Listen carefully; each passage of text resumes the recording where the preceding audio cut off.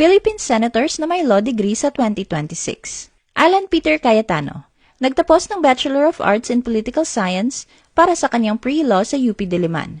Kumuha at nagtapos naman siya ng kanyang Juris Doctor sa Ateneo de Manila University School of Law bilang silver medalist at opisyal na pumasa sa bar exam noong 1998. Dating Taguig Representative at Secretary of Foreign Affairs, kasalukuyang Senate President. Pia Cayetano, nagtapos ng Bachelor of Laws sa UP College of Law bilang top 7 sa kanyang klase. Dating corporate lawyer at women's rights advocate bago naging senador. Cheese Escudero, nagtapos ng Bachelor of Laws sa UP College of Law at kumuha ng Master of Laws sa Georgetown University.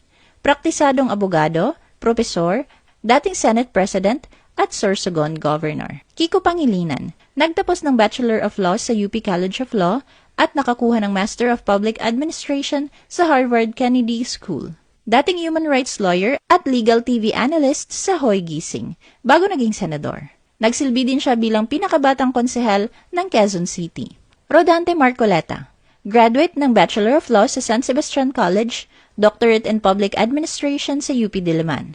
Abogado at dating party list congressman, kilala sa legislative, investigations at policy debates.